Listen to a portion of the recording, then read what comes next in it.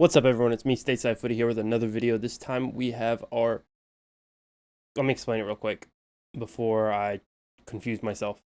I am ranking every Premier League club's most expensive transfer, not by the talent of the player per se, but the value that player compared to their price. Is that player worth what they're paid, basically? Ranking value, basically. Whatever. It'll make sense here when I get started. Starting with 20th place, gotta go with Leicester. Wout Faes, I believe is how you say it. Belgium from Reims, I believe. 18.7 million. I don't think he's going to be a great signing. I think he's a panic signing on deadline day to replace Fofana. I just don't see it being worth the price. I think he's going to end up being a flop. I think it's going to end up being a panic just like Vestergaard was a year before, and to cover Fofana's injury, and it's just going to end up going and being a mess for Leicester. 19th, this one's a little bit surprising for myself. I went with Brentford. Keane Lewis-Potter, 20.9 million from Hull. Now, doubting Brentford, a transfer by Brentford is obviously a mistake because they know what they're doing in the transfer market. And so I'm going to end up regretting that one, and he's probably going to end up being the number one signing. But I just feel like championship player they've signed for 21 million, player that has no chance of getting promoted eventually. They've just gone and signed him for 21 million. They're probably looking to sell him. That's the way Brentford are. They'll end up selling him for a profit, but is it going to be worth over 21 million? You know, he's a whole player. It's a very big risk. We'll just have to see.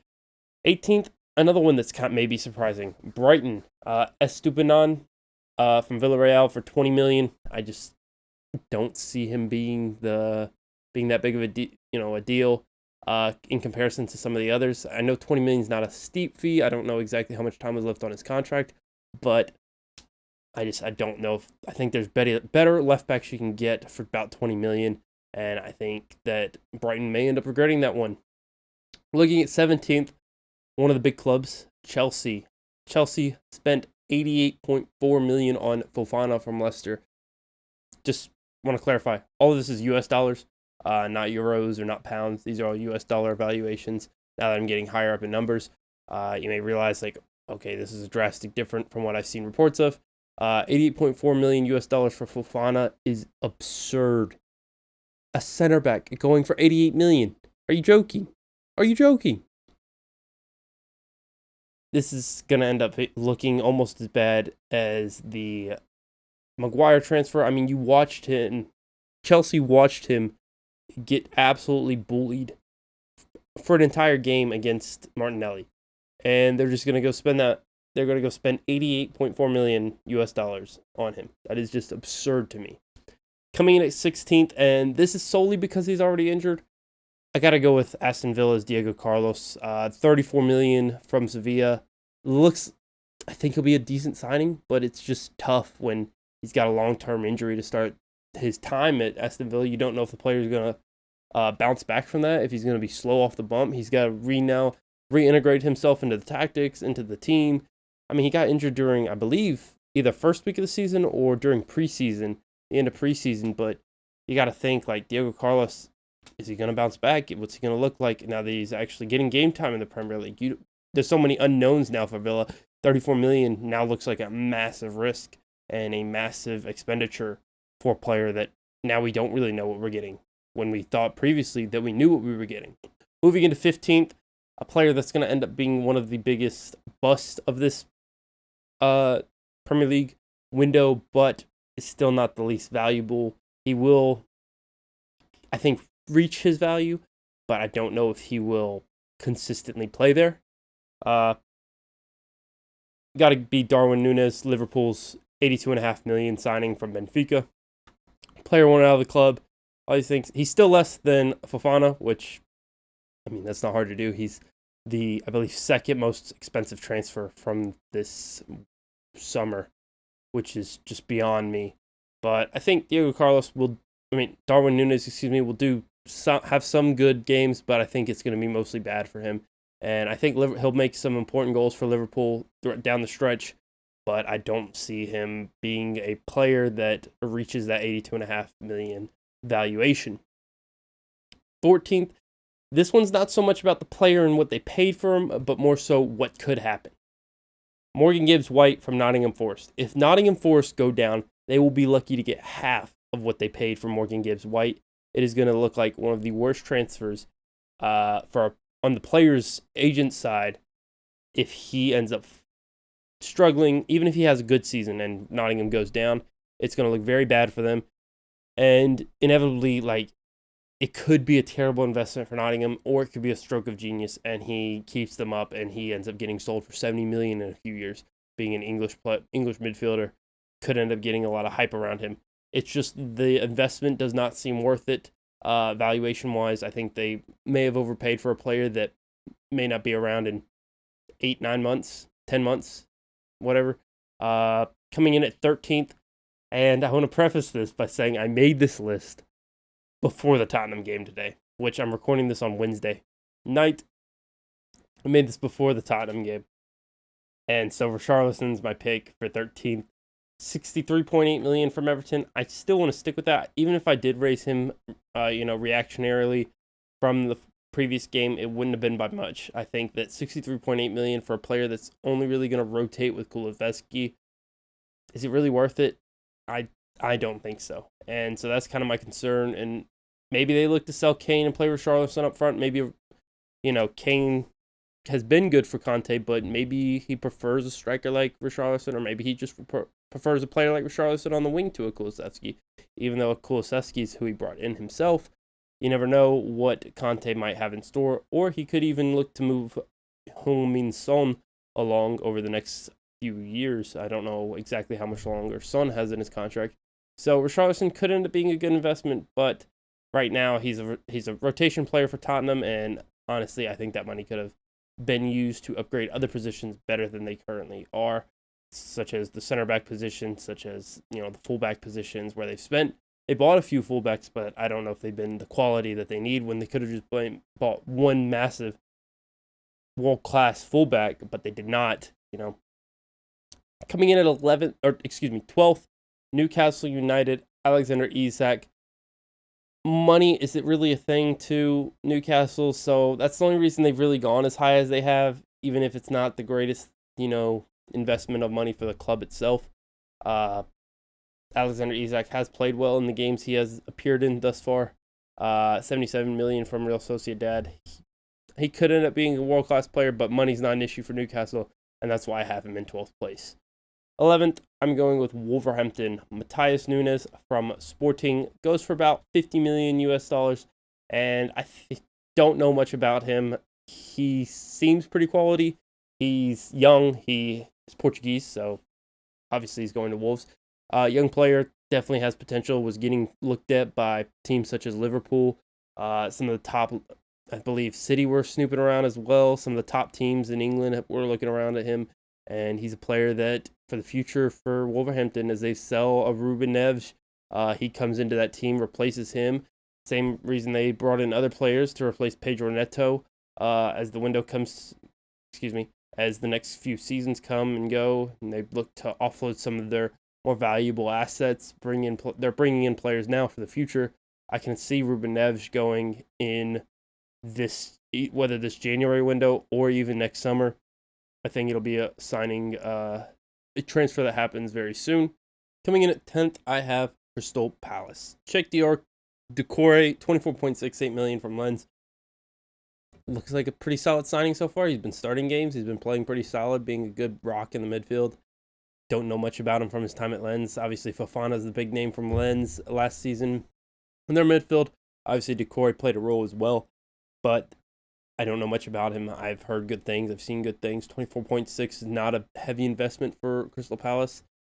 And it seems like Patrick Vieira has gotten most of his transfers right, so I trust him. And I think that he's going to end up being a very solid player for Crystal Palace over the next coming years, especially as they have changed their transfer strategy over the past few seasons since bringing in Vieira towards a more young, youthful approach in their transfer windows.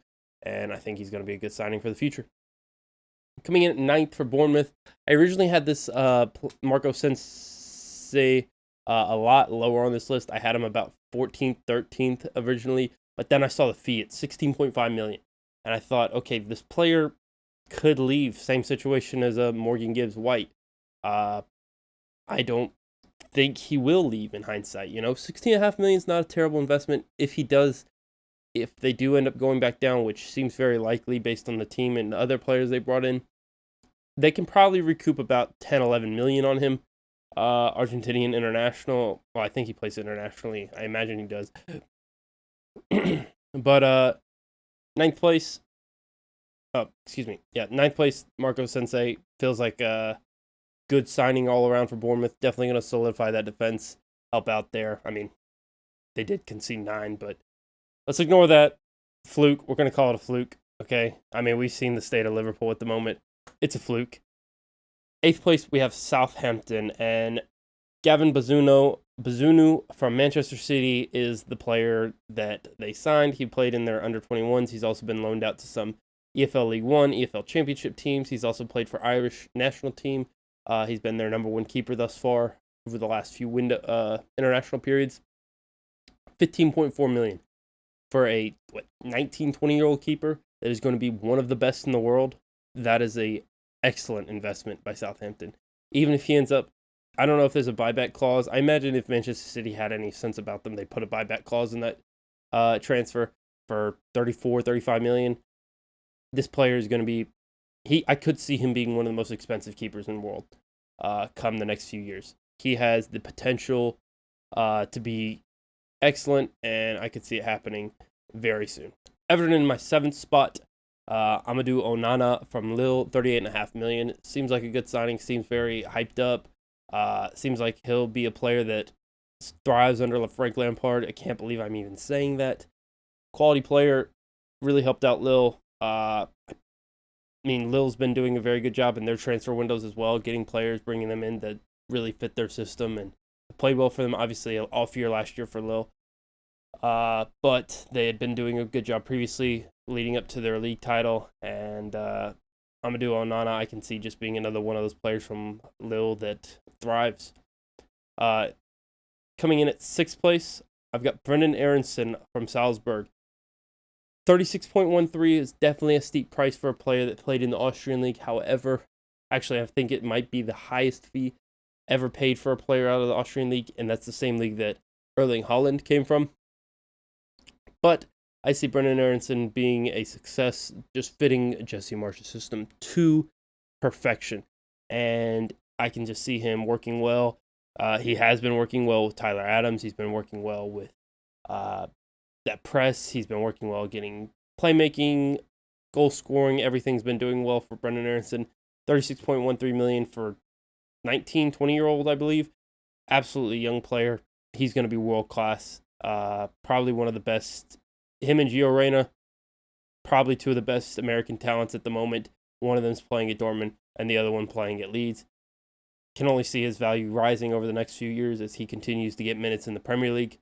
But until then, he is in the 6th spot for Leeds. Coming in at 5th, I'm going to go with Manchester United, Anthony. The only reason I put him at 5th and not higher, because he's one of the most expensive transfers in the market at the moment. Actually, I think he may have been the most expensive transfer of the summer. $104.5 million US. Absolutely just insane fee for Manchester United to dish out for Anthony. And a player that we've only seen in the Eredivisie, and he hasn't had a huge goal and assist tally in the Eredivisie, but I do think that he is going to be worth that much. I've seen some clips, just him dribbling, his skills, his talent on the ball, off the ball, his passing, everything, his finishing. I mean, you saw his goal against, if you saw his goal against Arsenal, absolutely stunning, just ability there. But I do see him coming into the 5th spot solely because that fee is that high. Coming in at 4th place, gotta go with Fulham at this point. João Paulinho, 22 million from Sporting. That's half the price of Matthias Nunes, and it fixes a position that Fulham need help at, ensuring up their defense. They've had a very solid defense thus far this season. Anthony Robinson and Tim Ream have done an excellent job on the left side of their defense, keeping players quiet. They kept Salah pretty quiet. They've kept all kinds of, just world-class attackers pretty quiet at the beginning of the season thus far. Coming in 3rd, though, I've got to go with Gabriel Jesus, 55 million from Manchester City. I mean, he's just been, if it wasn't for one of the players I'm going to be mentioning later, he would probably be player of the month for the Premier League in the month of August. He has been absolutely world class since coming in, putting on an Arsenal shirt. I can only see him getting better from here, and maybe even going up to a higher valuation, but I see him being Arsenal's striker for the future, and you can't put a price on that. Coming in second, a player that I was so surprised to see end up at this club, but it has to be Lucas Paqueta from Lyon, moving for 47.25 million. The fact that other Premier League teams let this guy go for under 50 million to West Ham is beyond me. Just beyond me. That fee is so just incredibly low for a player of that caliber, especially being West Ham was a team that didn't even spend any money a few years ago and were expected to get relegated, and then they snuck into I believe they were top of the league at one point during that season, and Lucas Paqueta strengthens that midfield. Obviously doesn't play the same position as a Declan Rice, but he does offer a presence in the midfield that has been missing and will go missing with Declan Rice moving on. Coming in first, there's only one man, a player with a $66 million release clause from Dortmund, Erling Haaland of Manchester City. Holy, has anybody ever had a better month to start off their Premier League career? The answer is no. The answer is just completely no. Haaland, absolutely world class. People doubted him. People said Bundesliga tax. Erling Haaland is going to be one of the greatest goal scorers of all time, barring his injury record. Knock on wood. But he absolutely deserves to be in this one spot. Manchester City, that is complete daylight robbery. The fact Real Madrid didn't sign him, shocking. The fact team like PSG, offered everything they had to Kylian Mbappe. I know they wanted to keep the French player in France, but they had a cheap option at Erling Haaland. Obviously, Mbappe was going to leave on a free, but the fact that these teams didn't pursue him, the fact Bayern Munich didn't pay that release clause, 66 million. I know that's like breaking the bank for Bayern Munich, but one of the greatest goal scorers of all time. Dortmund have a history of players with injury records. I think now that he's in Manchester City, injury record might calm down a little bit, but his goal scoring has not slowed down regardless of injuries. And that is why he takes the number one spot for me. Anyways, I hope you guys enjoyed the video. If you did, please feel free to leave a like. It really helps out a ton. Hit that subscribe button so you never miss another video. Comment down below how I can improve, and I'll see you guys in the next one. Peace.